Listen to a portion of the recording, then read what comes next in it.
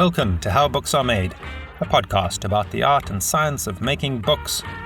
I'm Arthur Atwell.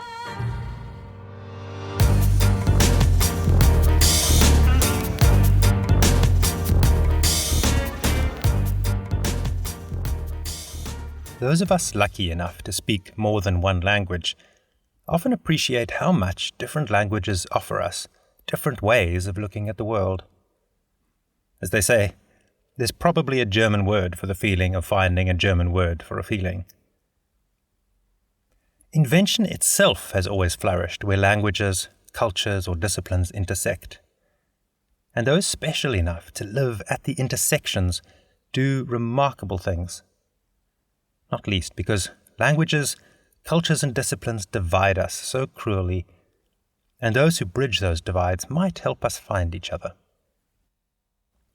As a bookmaker, I wonder sometimes if it's any surprise that some of our world's greatest divides fall along the fault lines of alphabetic scripts.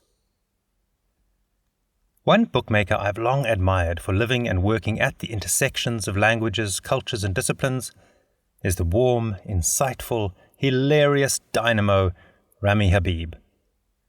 Born in Egypt, he grew up in Bahrain and Canada, taught in Japan, and has worked in Egypt, England, and Scotland. And he's earned more accolades than a podcast intro can accommodate. I met Ramy in 2007 when he was heading up Kotobarabia, the first Arabic language ebook publishing company in the Middle East. That feels like a very long time ago. Ramy Habeeb, we speak at last. It's been too long. How are you doing? It's amazing. The last time we spoke, Arthur, I didn't have glasses or children. So now all that has changed. And the last time we saw each other, we were walking around Edinburgh in the middle of the night. You're still in Edinburgh, right? I am. We moved here in 2013, and I'm planning on dying here. That's the goal. We all need ambition, and that's my goal, right? So. Yeah, it's a good place to see out your days. Yeah. That brings me to the question I wanted to ask first. I was trying to make a list of all the cities that you've lived in that I know about. And I've got Cairo in Bahrain. Was that Manama? Manama. I was actually in Adliya, but I mean, it's basically one big city. It's so small. So yeah, I was in Adliya, but Manama is the capital. And just for those of you who don't know, Bahrain is a tiny desert island in the middle of in the Persian Gulf, and you can drive the entire circumference of the island in less than 4 hours. Wow, it's tiny. And then there was Montreal, Okinawa, London, and Edinburgh. Have I missed any? Well, I've spent significant time in Calgary and Toronto as well. And I spent about 9 months in Turkey, in southern Turkey, in a small town, a small city really called Gaziantep. And I think that's everything right there. Yeah. Edinburgh wins. Yeah. From the perspective of having kids and having a family and all of that stuff, Edinburgh is an amazing place to be. And people always complain about the rain here, but I'm originally from Canada. Our weather tries to kill you, right? Like, this weather is just inconvenient. Our weather will kill you if you're not ready. So I'm fine with the weather. The cities that you've lived in seem to track your various professional pursuits. So I don't even know where to start. There is so much here. I remember you telling me a story about digitizing Arabic ebooks at Kotobarabia. And I know that's jumping in like in the middle of the story and there's stuff before that. Can you tell me a bit more about what it took to create ebooks at Kotobarabia? So I'll actually just start like one step before just to give it a bit of context, right? So when I left Japan, I went back to Bahrain to take care of my dad. So Bahrain is obviously an Arab state, and I have passable Arabic. I won't claim to be great. I'm decent enough at it. And while I was taking care of my dad, who was really sick at the time, I was trying to look for something to do. And this was in 2003 or late 2002 or 2003. And at that time, there was one ebook company out there. It was called ebooks.com, if I remember correctly. And I got this idea. I was like, oh my God, right? Ebooks are the thing. And then, by the way, at this time it was PDFs, right? There was no EPUB or Mobi or any of that stuff. And I was like, I know what we'll do. We'll digitize Arabic content and we'll distribute it throughout the world. And basically my idea was to create a Kindle store for Arabic. That was my idea. And I happened to meet a few people who were investors in the company. And we wound up moving the company to Egypt because if you know anything about the Arabic publishing landscape, you kind of got these hubs, and Cairo is one of them, where I'm originally from. And Lebanon's another one, Beirut. And, there's a few other places that have some great content. Of course, Iraq, but Iraq was not a place that we could, realistically start a business. Not unless I was willing to, dust off my spy kits and whatnot. So it wasn't feasible. And so we started to try to digitize the content. And at that time, the big thing was OCR, right? Because OCR was huge in English. OCR does not work in Arabic. I don't even think it works today, although I'm a little bit outdated in my information. I haven't really looked into it for about 3 years now, but as of 3 years ago, it certainly didn't work. I still think it doesn't work. So what we wound up doing was we created what was called the Beehive. And we literally got 130 typists in 3 shifts, right? And so there were just 3 shifts, 8-hour shifts, and they come in and they would type these books that we would bring them from various sources while we were trying to sell it to wherever. So creating a B2C store didn't work. We were kind of ahead of our time, but it was also just, there was a lot of complications to kind of the culture of online purchasing in the Middle East and stuff like that. So it just didn't work. So what we wound up doing was digitizing these massive volumes. So we shifted from current contemporary literature to primary text. So the Shakespeare's and Chaucer's of Arabic. And then we sold collections to libraries and universities. So there's a good chance that if you have access to a library or a university online content and there's Arabic content, that's from us. There's a fair chance that that's what you got. Fantastic. So, and I really kicked that off in about 2005. May 5th, 2005 was our official doors opening day. But obviously there's a lot that goes into getting to that point. And I left the company, like kind of tied up. I didn't fully leave it, like, because I still have stake in it, but I walked away from the day-to-day operations of that company in 2011. Right. Wow. And the company, was it your first entrepreneurial venture? And what had you been doing before that? Yeah, it was my first entrepreneur. Before that, I was teaching English in Japan, but what I was really doing was trying to become a writer. Basically, I was teaching English in Japan, and so the way the system was set up was, because I was a foreign teacher, I was uninsurable, which meant that I couldn't do certain activities with the students. So as a result, I was told, please go to the library and study language and culture during my free periods. And so I did. I went and I wrote every day and read every day. And in that period, I just kind of like honed my skills in that. And so when I started Kotobarabia, it was actually because I wanted to learn more about publishing, to get into the publishing world, into the writing world and stuff like that. But anyone who started a business, you just know that that just consumes you. Yeah. Right. It just takes over everything. So I kind of parked the writing for a while.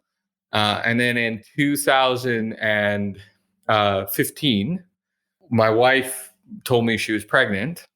It wasn't that much of a surprise. We were trying, like, you know, there was a happy moment, but I also came with this like, holy guacamole, I'm going to be a dad and I haven't written that book yet.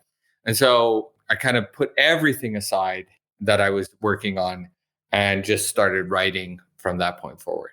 I want to come back to Japan and the writing, but just to stick with Kotobarabia a while, I remember we met in what felt like the early but meteoric days of Kotobarabia, where we met in London.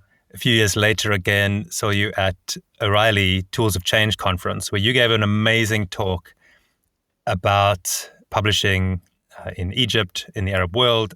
You talked about ISBNs in particular as a fascinating challenge. What was the challenge then at the time? Well, okay, so I don't know how much into the weeds I should get just in terms of how publishing works. I love the weeds. Let's do the weeds. Let's do the weeds. All right. So typically, kind of in the traditional publishing model, and I am kind of going into legacy issues of pre-computers kind of era. What you did was you wanted to record everything that a book did, and you used the ISBN as the linchpin number. And so every book has a unique ISBN number. And this gives you a whole bunch of advantages because you're really able to track the life cycle of the book. But more importantly, you're actually able to track the ownership of a book, because books have go through a variety of iterations, right? So you have translations, you have different versions, you have different distributors. And before kind of these global distribution networks, if I published my book in the UK, I'd use publishing house A, which had a certain ISBN behind it. But if I wanted to also get my book in the US, I needed to get another publisher in the US. Now, usually the UK publisher would sell those rights, right? And then, of course, it gets even more complicated if I want to sell a translated version of that book into Germany, right, for example, or wherever, right? And every version gets its own ISBNs, and you can kind of track it and figure out who the rights holders are. So in the Arab world, you don't have this, right? At least at that time, you didn't have it. I mean, it's better now, but it's still got a long way to go. And as a result, we had a lot of challenges over kind of distributing books. The biggest challenge was orphan books. Again, not to get too deep into the weeds, but their entire organization's built just on hunting down the rights owners of orphan books. And so there was all these issues with how to get it done, because quite literally in the Arab world, what would happen is a guy would publish a book, and then he'd work with a local distributor or a local publisher, right? Or he'd become that local publisher, whatever it was. And the distribution would be limited to what he could move on his own back. And so the average distribution range to a book in the Arab world in 2005, 6, 7, in that era was about 10 miles. Right? And we as Kotobarabia, we actually studied this. We found the central point to books. And then we went to every bookstore we could find in all of Egypt. I'm talking like little bookstore kiosks in beach resorts. And we found the average book distribution was 10 miles. That was it.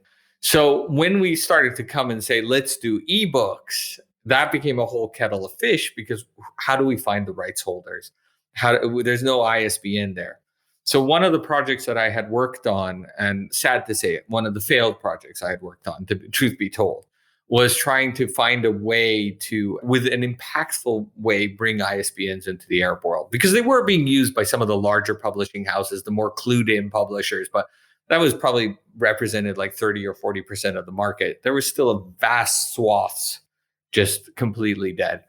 Now, I would like to throw in a couple caveats. I'm speaking Egypt here. Lebanon was a little bit more sophisticated. Iraq had been more sophisticated, but completely shut down pretty much.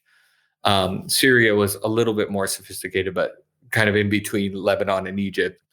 That was another challenge, is that, there was different levels of sophistication. So you were having different kinds of levels of conversations depending on which organization you're working with, which country you're working with, which publisher you're working with. And over the years, you consulted with a number of organizations or worked on a number of projects across all those countries. I did. We did a project with the Abu Dhabi Book Fair, where we were trying to figure out rights holders. And I remember there was like a German consultancy firm, and I just remembered listening to their pitch, and they literally compared the distribution of books to beer in Abu Dhabi. And I was just like, guys, like, do you not understand the relationship the entire Arab world has with alcohol, right? Like, is this really the best way to present this? But good analogy. That shows you really understand what it was. It was a challenge. It was a real challenge.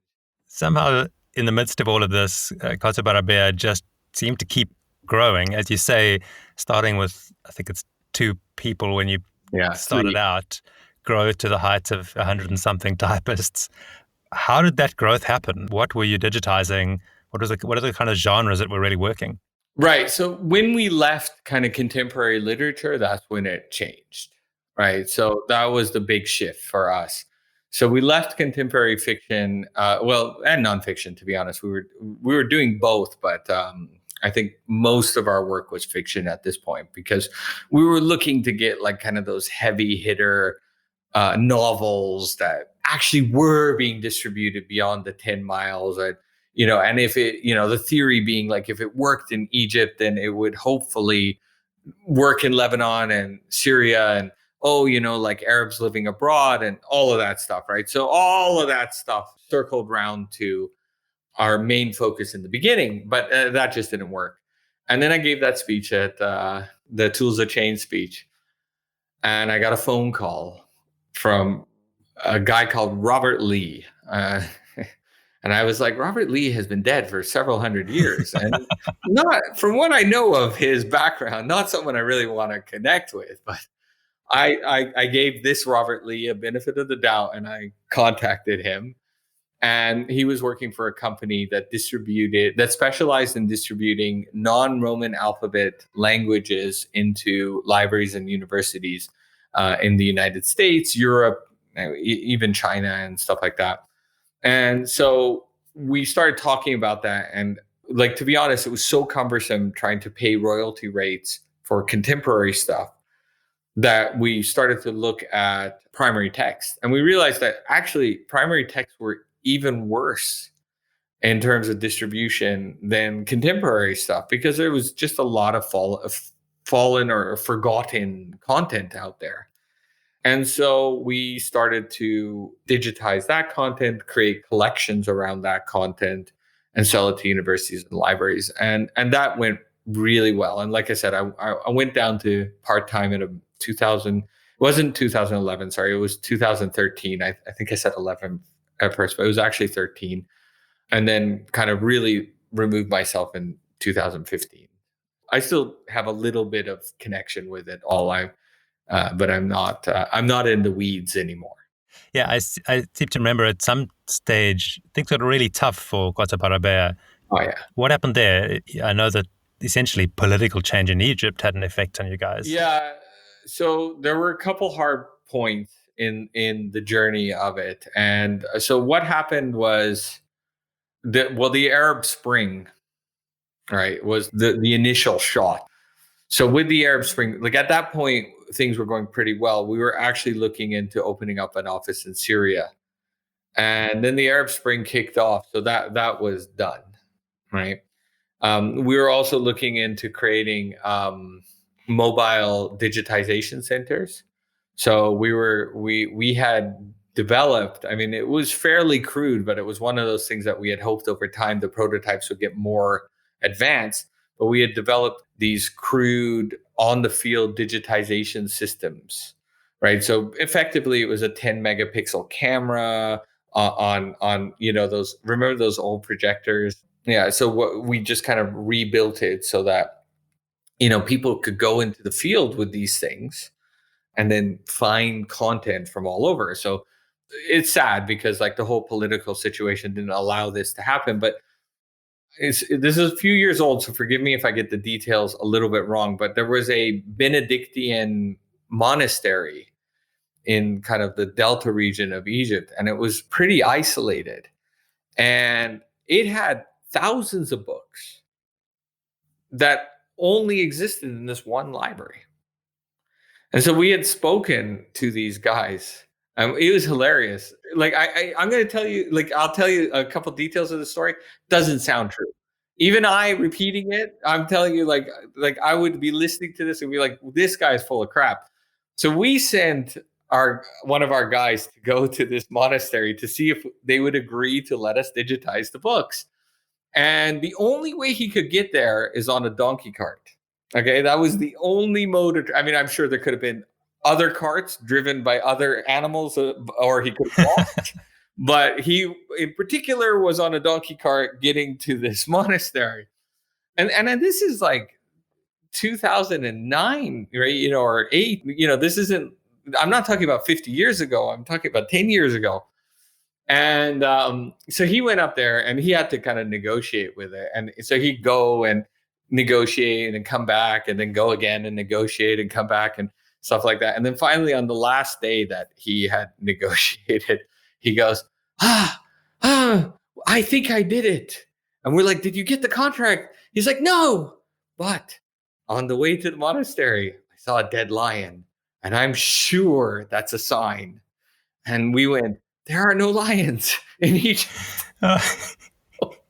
So I don't know what he saw. That's fantastic. But this was, I'm sure he saw a dead something, right? Maybe it was a lion. There were lions once upon a time. I just don't think there are any more wild lions in Egypt. So anyway, sure enough, we got the contract. Like, that was like, he was right. I mean, sign or not, like, we got the contract, but it was never executed.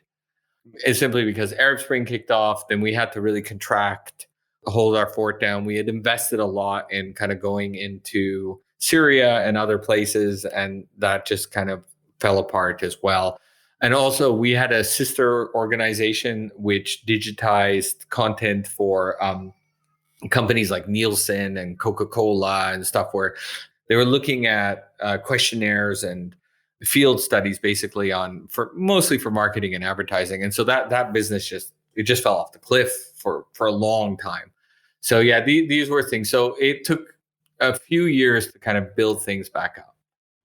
And, from the easy outside where I am, we look at the Arab Spring and it's usually cast with this rosy glow of this, wonderful change in the Arab world. And I'm sure much of that is true, but it's fascinated me always that there was this big downside for your business. How do those dynamics work? Why does something as celebrated as the Arab Spring actually end up being your biggest challenge?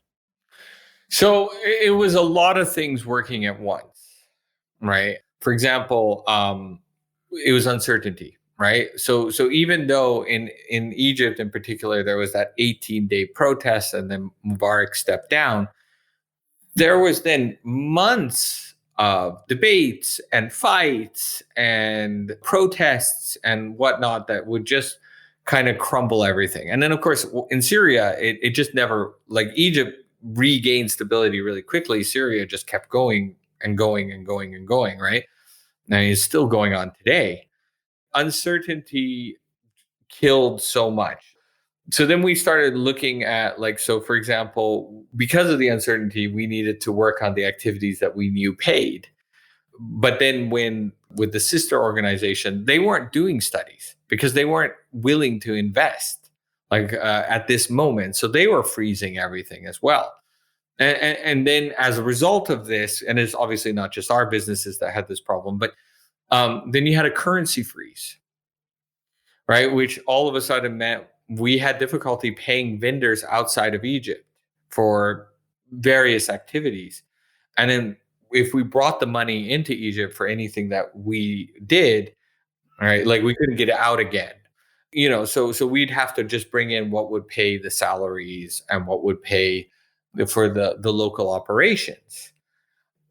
The other thing was we lost real talent in it because we had, numerous employees who were key members of the team who wanted and needed to go do something else, right? And with that change, they came to. So, for example, we had the guy who basically built all our systems, our websites and bespoke software that we were using, and he was the guy who just kind of built it all.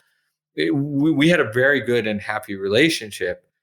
He wanted to go back to the village that he grew up in after this event. And then working remotely just didn't work. We tried for a while, but it didn't work. So we had to bring in other people who would figure out the coding to fix anything that broke along the way and stuff. So, it was like death from 1,000 paper cuts. Mm. It wasn't any one thing. It was a a myriad of little things. Like, so for example, just as a, death from a thousand paper cuts, we were going to go negotiate with I guess it was the ministry. Like, again, these are a long time ago, so I struggle kind of remembering it, but I believe it was the Ministry of Culture to do something. We were bidding on a government tender. And so anyone who's ever bid on government tenders, you have deadlines, you got to submit things. There's a system, and and especially in Egypt, you're submitting these like folders of information that you spend hours, days working on just to give it. And we missed the deadline because there were protests on the way to the ministry that we couldn't actually physically get to that ministry. Wow. And so we had asked for an extension and they had agreed, but another company who had got in, basically because they were on the other side of the Nile, we were on this side, they were on that side, like they didn't have to go through the protest streets. They won, and maybe they had the better file, whatever, but we kind of looked at it and went, they delivered on time and they had a good proposal. And even though we got a slight extension, all those little things worked in their favor and against us. Now, maybe we would have lost it anyway, sure, but it's an illustrative example of the challenges that we consistently faced in that post-revolution times. Yeah, that's amazing. And then, once that got harder and harder and you moved away from that side of the business, you essentially had to rebuild in some new direction. What was next?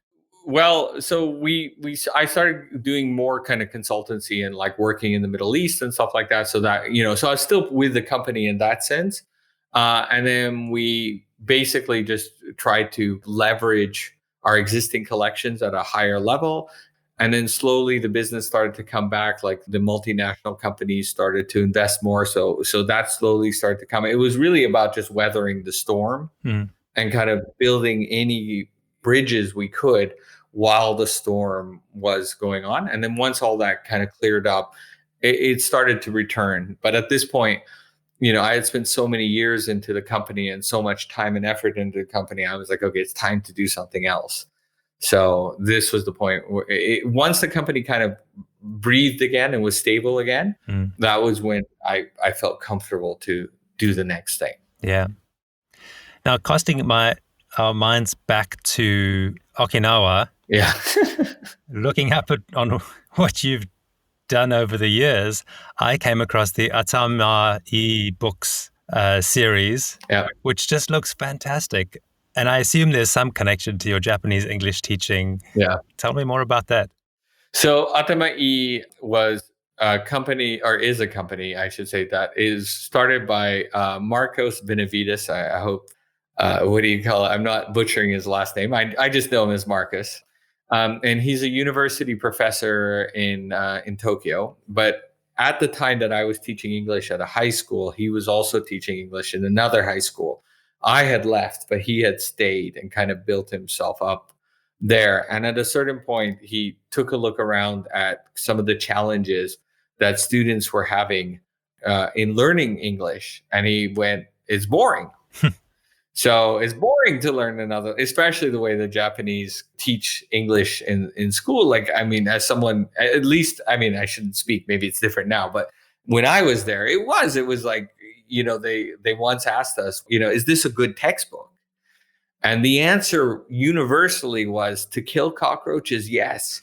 For anything else, no, right? It's just like, hello, how are you? And 15-year-olds aren't interested in this, right? Yeah.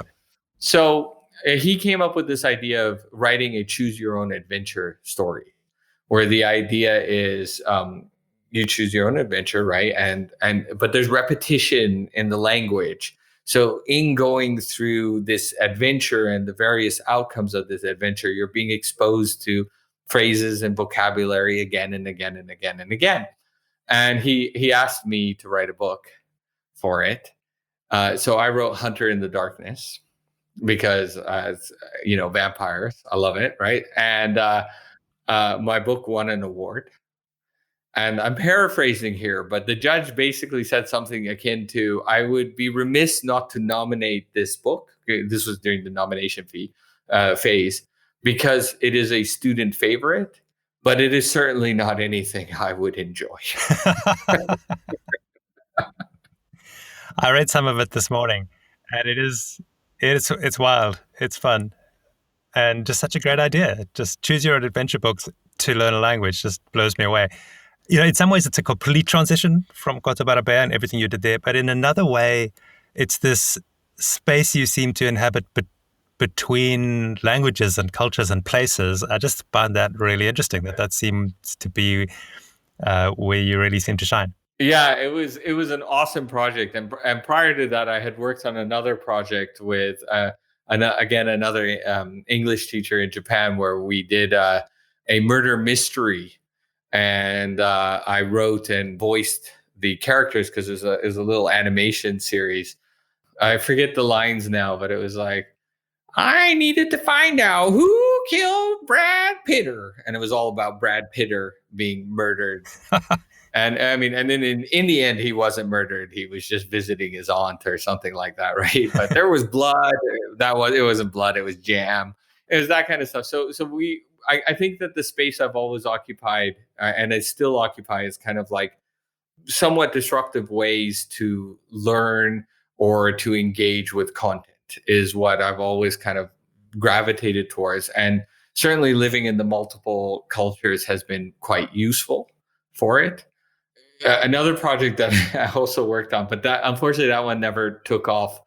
But it was the one that I loved the most. I wish it had was. So again, you have to remember this is like 2004, but we were looking at rap songs specifically, like or pop songs, let's say, and then translating the pop songs in a meaningful way to people who didn't speak English. Because rap songs or pop songs, they're playing with the language, right? And so you're getting that. And that was an awesome one. But ultimately, that got buried in rights because lyrics and whatnot were very difficult to negotiate, and still are very difficult to negotiate. So yeah, no, it was a fun project. And these days, what are you working on most? Yeah, so these days, actually, I finally transitioned into what I've always wanted to do, and so a big part of my focus is writing fiction now. And I've written numerous novels in my own universe called the Gone God World, and I have several co-authors who we're all writing in the Gone God World as well. And basically, the premise is that one day the gods, all of them, they leave and they exile all their denizens down onto Earth. So minotaurs, centaurs, Ani demons, fairies, fae, like basically every mythical creature from every tradition imaginable are suddenly living amongst us. And, I have a minotaur who's like, I used to guard the labyrinth of Minos. Now I deliver pizza. Stories set in this universe with all these mythical creatures and humans trying to get along. And it really does play on the clash of cultures, because all the different species of myth have different ways to interact and engage. One of my best short stories follows a jackal guard. So if you know Egyptian mythology, a jackal guard is like one of Anubis's dudes, right? His name was Au, which I'm sure in ancient Egyptian meant something. It's like St. Paul, but to us, it's Au, right? And he's a real mythical creature. And, he's sitting there in his crappy apartment, looking out his kitchen window and watching this father just really be borderline abusive to his child. And sitting there going, is this how humans raise their children? Because it doesn't seem very nice. Like, there's that cultural disconnect. And in the story, he figures out that, no, this is not how humans raise their kids, and that this father is an ass, and intervenes. And he's like, I can no longer protect Ra, but I can protect this child. Nice. And it's all stories like that. That sounds brilliant. Are these things we can find? Are they already published, or are they still on the way? Yeah, it's all on Amazon. I do publish under Ramy Vance, not Ramy Habeeb. Vance is my middle name. Oh. So I wanted to separate the Arabic publishing from a series of books about the gods leaving. Fair enough.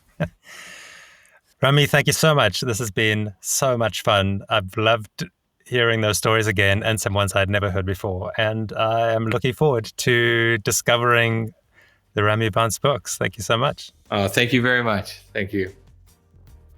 And thank you for listening. Please make sure you subscribe, and it would be such a help if you'd tell a friend about the show. Also, don't forget to send us your own bookmaking topics and conundrums at howbooksaremade.com, where I'll also post links to things we talked about today. How Books Are Made is supported by Electric Bookworks, where my team and I make books all day, every day, in mostly sunny Cape Town, South Africa.